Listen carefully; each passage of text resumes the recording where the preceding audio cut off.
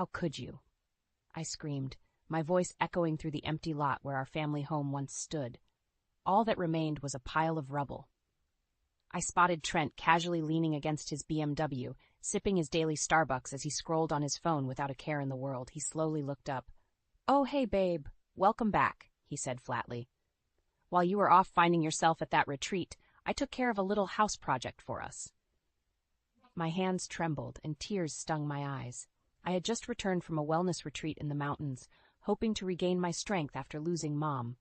Now I came home to this violation. "A little project? Trent, this was our home," I shouted. "You demolished our 25-year life without even telling me?" He shoved his phone in his suit pocket and strode towards me, his imposing figure casting a shadow my way. I stood firm. "Eliza, that old place was getting run down anyway, and we could really use your inheritance money to build ourselves a nice new modern home." His voice turned from nonchalant to a growl. I flashed back to our wedding day when I saw that sparkle in his eyes. Now all I saw was cold, hard greed. "My inheritance? Is that what this is about?" I asked in disbelief. "You destroyed our family home, my memories with Mom, just to get your hands on my money?" "Our money, or at least it should be." Trent fired back, his temper rising. "I'm fed up with you keeping everything separate. The inheritance, your savings. We're married. After everything I've given you, the luxury cars, the country club membership, our children's college funds, you owe me." I stood speechless, rage and heartbreak swirling inside me. This was the man I once loved with my full heart. Lucas and Sophie's father. Now he was a stranger consumed by avarice. "Trent, you supported this family because it's your responsibility, not some favor you did me. I was the one working long hours in the classroom while you wined and dined your CEO friends." My voice grew louder, bolstered by a lifetime's worth of suppressed resentment. "Well, one of us had to bring money into this family, though it seems teaching second graders doesn't pay like it used to," he scoffed. That tore it. I swung my hand swiftly, slapping him hard across the face. The sound cracked through the empty space where warm family memories once echoed.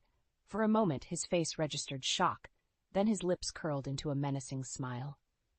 "You'll regret that, Eliza," he growled, stomping back towards his flashy car. "That inheritance is mine. You can make this easy or difficult, but either way, I'll get what I deserve." I stood alone among the ruins of my life, my mother gone, my home demolished, my husband transformed into a monster. I had dedicated years to my family, putting their needs before my own. Now Trent threatened to steal my last ounce of security, convinced he was owed a cut simply for being my spouse. I sank down atop a pile of gravel that once supported our living room. This man thought he could scare me into submission, believing I'd back down as I always had. The old Eliza may have acquiesced, terrified of conflict and desperate to keep the peace. But losing Mom showed me how fragile life was. I refused to surrender myself any longer. Gripping a chunk of drywall that displayed Lucas's childhood height measurements, I made a vow. Trent underestimated my strength if he expected me to hand everything over. I would fight with my last breath to protect myself and my children. With tears drying and resolve hardening, I marched forward, the demolition debris crunched under my feet, remnants of the past, fuel for my future. I was battered but not broken. Now focused by righteous fury, I pulled out my phone to call the one person I knew would help. "Hello, Claire? It's Eliza. I hope you still have room on your caseload because I need the best divorce lawyer in town." Sitting across from Claire over lukewarm coffees, I delved back into memories I had long suppressed. "Eliza, walk me through your relationship history with Trent," Claire said gently, her voice belying her reputation as a bulldog in the courtroom. I closed my eyes, transported back over 2 decades prior.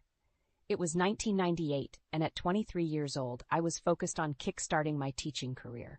Trent was an up-and-coming sales executive I met through family friends. Confident and charismatic, he swept me off my feet quickly. We married within a year, and by 30, I had left my job to focus on raising our children full-time. It was always my dream to be a mom. Trent was thrilled, too. He wanted me home, tending to the kids, while he traveled for work. I strived to be the perfect wife and mother. My parents helped tremendously while Trent was away. We were a close, loving family, up until 6 months ago when we lost my father unexpectedly. My mother's health then took a sharp decline, following Dad's passing. "I'm so sorry, Eliza." Claire offered gently.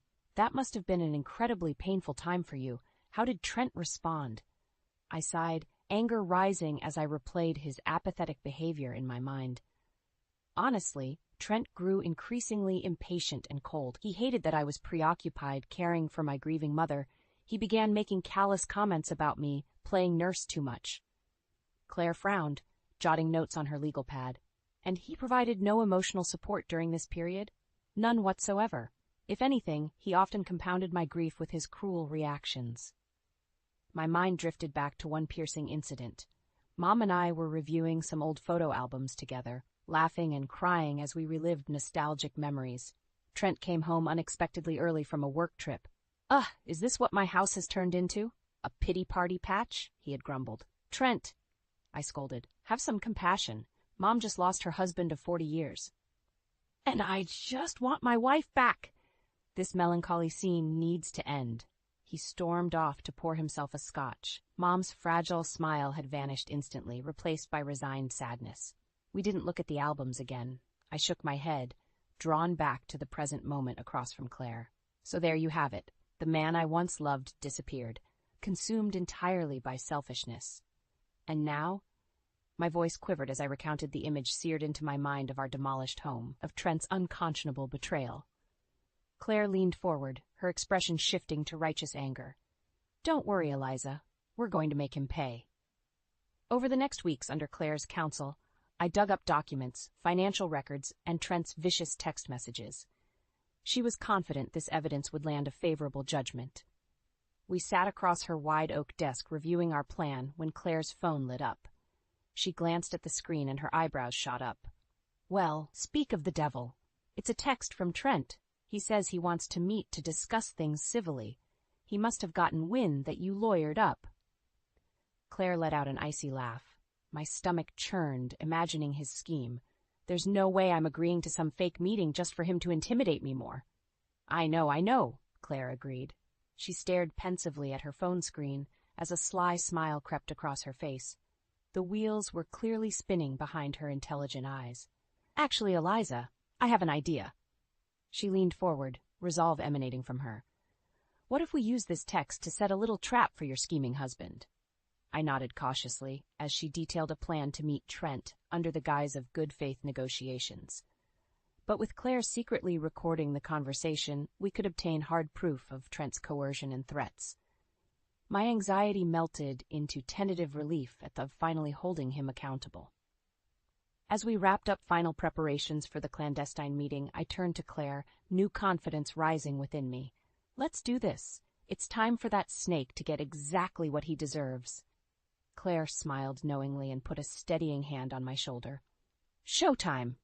My hands trembled as I stared down at the text from Trent confirming our clandestine meeting spot, a discreet cafe downtown far from prying eyes. Though Claire and I had devised an airtight plan to expose his deceit, doubt still gnawed at my core. What verbal assaults awaited me? How far would Trent go to pressure me into relinquishing control of my inheritance? I steeled my nerves, refusing to let past anxiety dictate my actions now. With my family's legacy and financial future at stake, failure was not an option. I arrived early at the nondescript cafe and selected a quiet corner booth, my back to the wall for full visual coverage. I set my phone on the table, discreetly pressing record before concealing it behind a napkin. The bait was laid for Trent's inevitable tirade. Now confident our trap was set, I waited. Right on cue, 15 minutes late as always, Trent sauntered in, a smug look plastered across his handsome yet hardened face. I gestured politely to the seat across from me. Showtime. "Well, Eliza, isn't this mature of us to handle things civilly?" Trent offered with mock sincerity. I nearly gagged at his attempt to take the high road after demolishing our family home without notice. Instead, I offered a flat smile. "Yes, I think it's important we have an open and honest conversation about all this." Trent shifted, clearly unsettled by my nonplussed reaction. He was likely expecting a much more volatile response he could redirect with manipulation as he had done so many times before. Good. Let him squirm a bit. I broke the silence after an awkward beat. "I'll cut right to the chase, Trent. Are you willing to negotiate fairly on separation terms?" I kept my tone cool yet firm. At this, Trent sneered. The polite facade instantly melted away. Separation? He spat the word. You must be joking. I hope you're not expecting me to agree to anything that compromises my financial future. Compromises his future? Typical Trent. Money and status were all that mattered to him. Certainly not family. I pressed on calmly. I'm talking about splitting things equitably between us. Surely we can be reasonable adults. Trent pounded his fist on the table, rattling the coffee mugs and startling patrons at other tables. No, Eliza, I will not agree to walk away empty-handed. Not after wasting the prime of my career on this lackluster marriage, he jabbed bitterly. You will sign over your inheritance, or I'll make you regret ever threatening this divorce. And there it was, no pretense anymore about preserving our family or saving our marriage. Trent laid bare his singular goal, getting his greedy hands on what he felt he deserved. Behind his macho threats, though, I detected desperation. His future fortune and reputation were at stake if he couldn't manipulate me into conceding. This time he underestimated my resolve. I kept my tone measured. Are you quite finished with your tirade?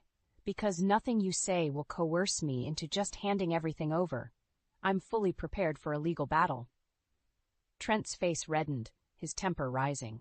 But I recognized the flash of fear behind his harsh glare. My stoic confidence had caught him off guard. You entitled, washed-up loser, he sputtered. I made you everything you have, and this is the thanks I get? You'll regret this, Eliza. No one steals my future. With that, Trent shoved his chair back forcefully, grabbed his jacket, and stormed out, steaming. My hands were trembling again, though this time with relief and triumph. I grabbed my phone, hands shaking, to stop the recording. Not only did I hold firm in my refusal to cave to his threats, I now had them all on tape. No more hiding behind a charming veneer. The world would soon hear Trent's true venomous nature. For the first time in months, I broke into a grin. My tormentor's downfall was imminent. With Claire masterfully pulling legal strings and karma beginning to strike back at Trent for his deceit, I had set the stage for his reckoning. I almost pitied the poor guy if he wasn't such a loathsome snake, willing to crush his own family for personal gain. Oh well, no mercy for the selfish fool. After settling my bill, I strode confidently out the door towards a future that shined brighter by the minute. My resolve was steeled for the fight ahead. Trent would bitterly regret the day he crossed me. I sighed, seeing the caller ID flash Trent for the third time that morning. After ignoring his barrage of petty texts, he was apparently resorting to voice messages to vent his frustration. My finger hovered over the decline button when a thought struck me. Trent's behavior had become increasingly erratic and abusive. Building a record of evidence couldn't hurt for the looming legal battle. I answered coolly, "What do you need, Trent?" His voice came through the speaker shrill and commanding. "We need to discuss funeral arrangements for your mother. I already contacted my preferred venue and caterer and put a deposit down. I figured you'd be too emotional to handle planning." My breath caught in my throat.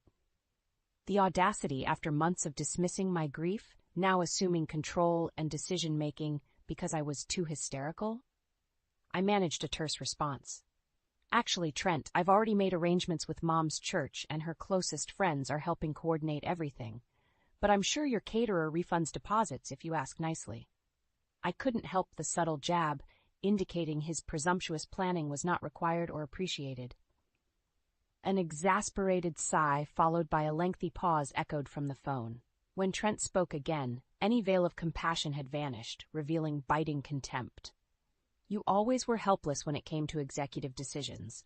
I don't know why I'm surprised you'd leave the planning to a bunch of old church biddies barely clinging to life themselves." I clenched my phone tightly, holding back a spew of enraged curses.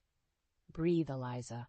His cruelty, shocking as it may sound on tape, could be critical evidence if he tried claiming I was the bitter, unreasonable one later. I responded evenly. "I'm organizing this funeral in alignment with Mom's wishes, something you never bothered to learn in 25 years together. She will be honored respectfully. Please just let me handle this, Trent." Another tense pause followed. For a moment I thought he may have hung up. Then came a chilling, clipped reply. "Fine, Eliza. Throw your quaint little funeral tea party."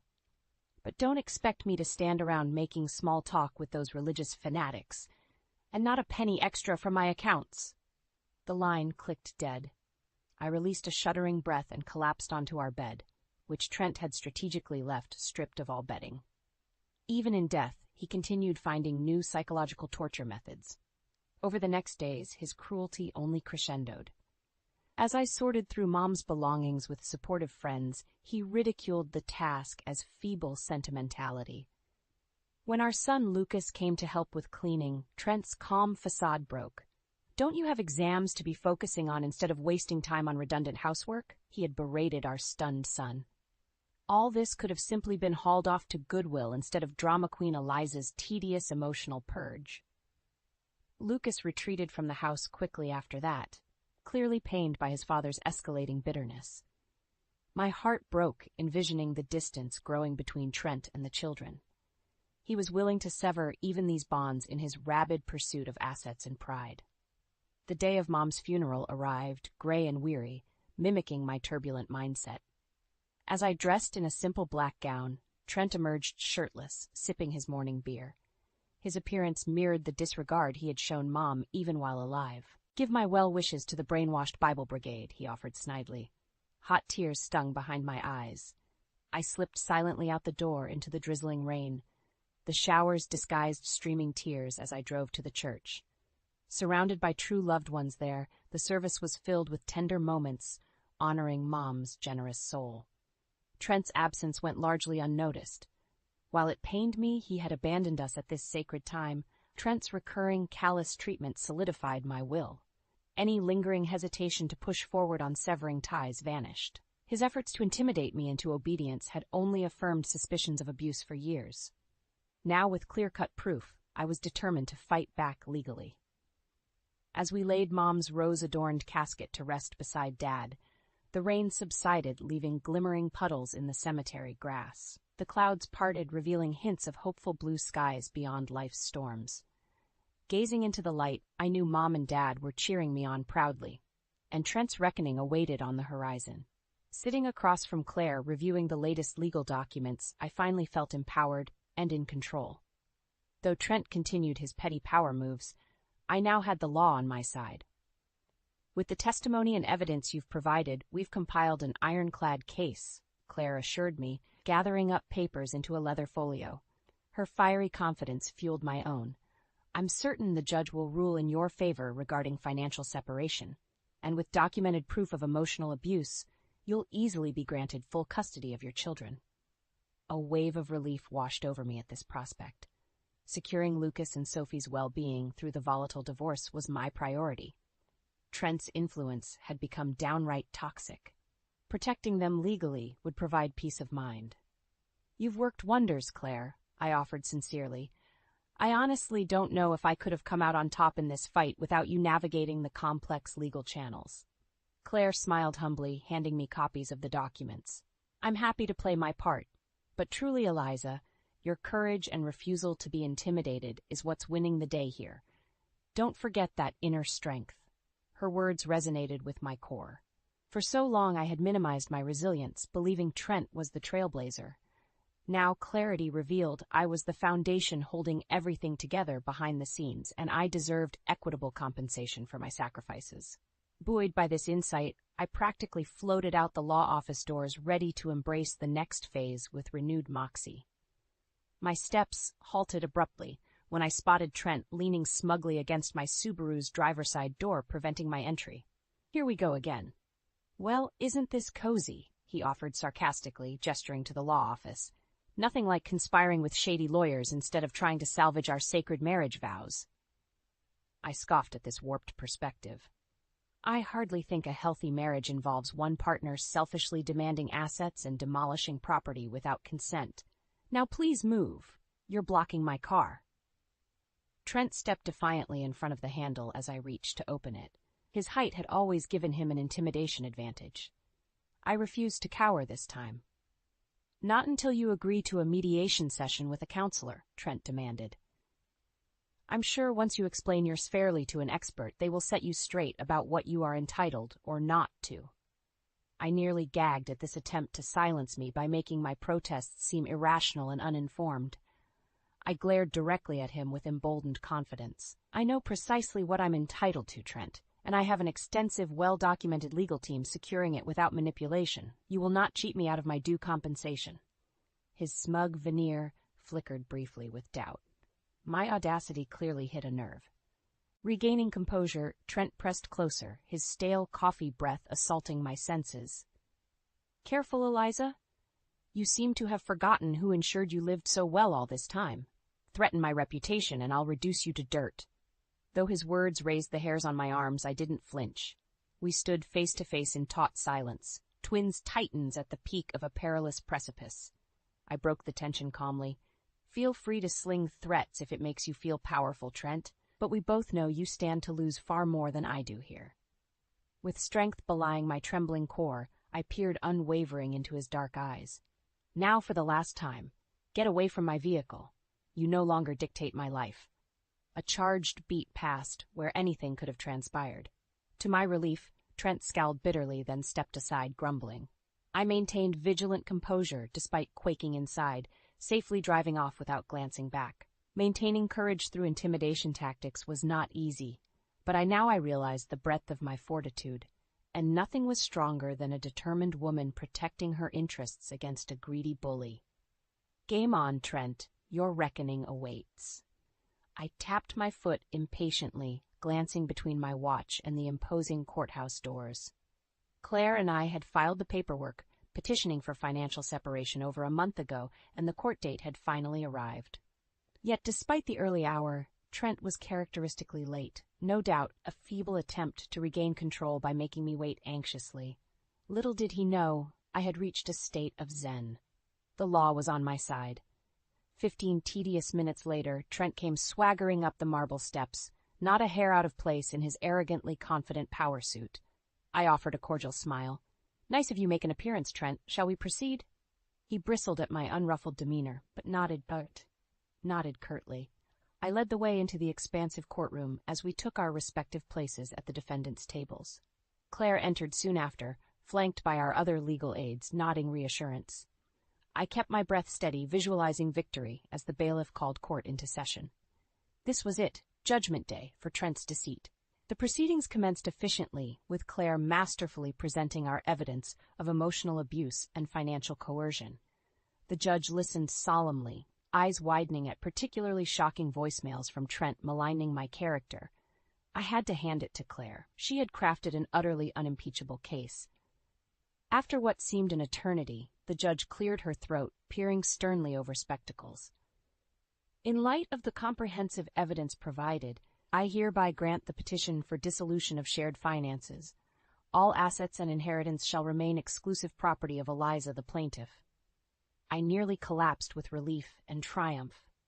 Glancing to my right, I noticed Trent turning a shade of crimson I hadn't witnessed since Sophie's terrible twos tantrums. Veins bulged from his neck as he sputtered incoherently, trying to interject. The gavel pounded authoritatively, silencing him. Sweet victory.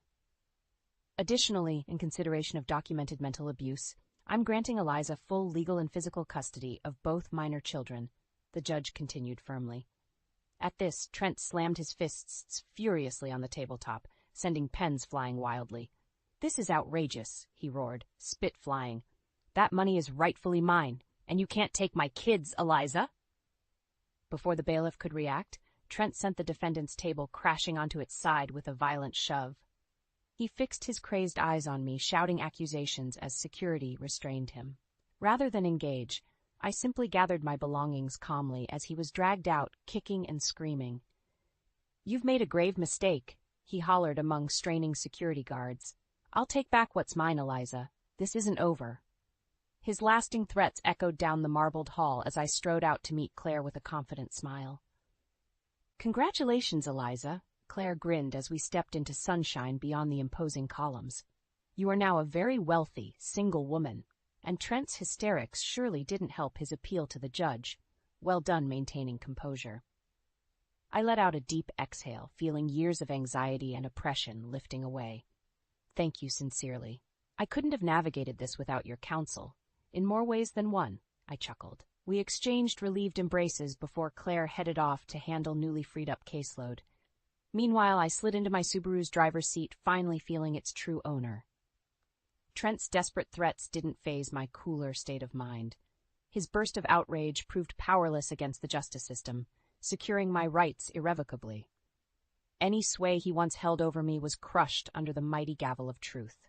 I turned the ignition key, feeling renewed energy course through the previously strained vehicle. Trent had monopolized the driver's seat of my life for too long. But with his recklessly controlling hands finally off the wheel, I cruised eagerly onward down the open road toward independence. "Mom, that creme brulee was amazing!" Lucas grinned, leaning back contentedly after our celebratory dinner at the upscale French bistro. "We definitely have to come back here." I smiled at my son, who was home on a short break before summer internships ramped up. With Trent temporarily absent from family life, the cloud of tension had lifted. Sophie squeezed my hand affectionately from across the table. "I'm so proud of you for standing up to Dad, Mom. You deserved that win in court," she offered sincerely. I swelled with gratitude to have my children close again, without fear of callous comments shattering tender moments. As we strolled outside the restaurant, Lucas suddenly gripped my arm, nodding towards the bar next door. There sat Trent, half-slumped on a stool, staring numbly at CNN, blaring predictions for an upcoming economic recession. Even from a distance, his unkempt appearance revealed a broken man. I felt Sophie's hand tense on my shoulder. "Let's go, Mom," she urged gently. I paused, taking in the scene of my once formidable opponent, diminished to a drunken shell of spite. His legacy and reputation apparently lay in shambles, much like the remains of our demolished home. Investors and elite executives had shunned him after his court outburst made salacious headlines. Rumor was his assets had taken a significant hit in the latest stock market plunge as well. The community backlash only amplified his downfall. "Karma's a beast, eh, Trent?" Lucas muttered. Seeing his disheveled father still sparked sadness behind the resentment in Lucas's eyes. Sophie linked her arm through his comfortingly as they walked ahead to gather an Uber. I stood frozen, gazing upon the aftermath of Trent's greed and hubris. Claire was right. He had far more to lose than me by refusing to compromise. Now every manipulative scheme and sociopathic threat had come crashing down in a brutal reckoning. Hard times humbled even the proudest titans. Though my righteous anger towards Trent persisted, witnessing his self-destruction awakened traces of pity amongst the bitterness. Perhaps if he demonstrated true remorse and sought help for underlying issues driving his egocentric worldview. My sympathetic pondering was cut short when Trent glanced up blearily from his drink. His bloodshot eyes registered rage seeing me. He rose unsteadily and staggered over, wearing a twisted smirk. "Come to gloat, have you?" He slurred, whiskey breath assaulting my senses. "Little Miss Righteous Victor." Trent wobbled, but spite sharpened his words. I stood calmly, meeting his hollow glare. "No, Trent, just heading home after dinner with our kids, actually. I do hope you'll get the help you need." Before I could finish, Trent erupted in a spit-flying diatribe. "Save your sanctimonious talk. This is your fault, Eliza. Your petty comeuppance threats me destitute and despised." He swayed aggressively closer. "I lost everything because of your self-centered vengeance." Sensing the confrontation escalating, I stepped cautiously back, gesturing to the approaching bartender for assistance. Trent was clearly beyond logical exchange in his inebriated rage. His unhinged tirade continued, attracting shocked attention from passers-by. "Mark my words, Eliza. I will get even. Your little celebratory parade ends now." He lunged towards me as the bartender grabbed him. I retreated quickly to where Lucas and Sophie stood horrified. Police sirens wailed from down the street, responding to calls about the disturbance. "Let's go home," I urged, ushering my shaken children away from the nightmarish scene. Glancing back, I glimpsed Trent being shoved into a squad car, drunkenly raging about comeuppance as they sped away. The vengeance Trent had poisonously plotted was now his own ruin, woven by greed. And despite his threats, watching him fade, unhinged and unwell in flashing police lights, I pitied more than feared the broken, bitter man. A year had passed since that tumultuous night, witnessing Trent unravel completely. His drunken threats persisted for months between jail sentences and court-ordered rehab sessions. But word was he had finally accepted a lenient sentence at an upstate center specializing in anger issues and financial disorders. With Trent's toxicity no longer poisoning my home space, I began envisioning how to rebuild, starting with restoring the literal foundation he had callously crushed. On a refreshingly mild Saturday morning, I stood smiling with Lucas and Sophie on the vacant lot where our family home once stood sturdy for decades. Claire snapped photos capturing the hopeful moment as we broke ground to construct a new dwelling, not haunted by residual darkness. "I'm so proud of you, Mom," Sophie repeated, squeezing my shoulder. "This is a fresh start for all of us." I surveyed the space, buzzing with construction crews hauling lumber, while Lucas and I discussed potential layouts. Trent's devastating demolishment had crushed more than bricks and mortar. But rising resilient from the rubble, I would forge new sanctuaries for my children, devoid of oppressive shadows. Over the next year, tangible rebuilding progressed in tandem with inner healing. With each golden beam raised and brick mortared in place, I sensed our spirits mending as well. Soon the lingering wounds from Trent's destruction would be more scar tissue than open gash. On a crisp autumn afternoon, I gathered with loved ones to celebrate the finished product, a gorgeous contemporary farmhouse blending vintage charm with sleek upgrades. Sophie and Lucas had invited college friends. Supportive relatives filled the home with infectious laughter. As caterers circulated with champagne to commemorate the occasion, I paused to admire photos adorning the fireplace mantel. Images of my parents smiled down, filled with eternal light and love despite their earthly absence. Gazing around at those present, additional missing faces stood out painfully. Trent's parents had shown their true colors, aligning firmly with their son despite incriminating evidence against him. And Trent himself sat stewing in isolation, still too prideful to take accountability. Their self-imposed misery was punishment enough. Occasional pangs of sadness resurfaced, missing the man Trent used to be before ambition consumed him. But focusing forward allowed me to appreciate life's everyday joys again, instead of dwelling on toxic relationships. Later, after guests had dispersed with hearty congratulations and housewarming bouquets, Sophie joined me on the front porch, gazing up at constellations glittering optimistically. She broke the pensive silence. "Dad sent me a brief letter today from the rehab center. It sounds like intensive counseling is helping him finally reflect more on the consequences of his actions." Though skeptical about authentic transformation from brief therapy, I nodded. "That's promising. Real change takes time, though." I hugged Sophie in closer. "But the most crucial relationships to fortify are right here, with people committed to lifting us higher." Sophie smiled up brightly through tears glinting in the moonlight. In her strength and sensitivity, my greatest co-creation glowed. She would perpetuate cycles of compassion, not malice. Together we sat in meditative silence, connected to forces intricately crafting redemption from ruin. Though scars remained, Trent's corrosion had only illuminated my resilient spirit. His darkness merely fertilized future flowers determined to keep blooming.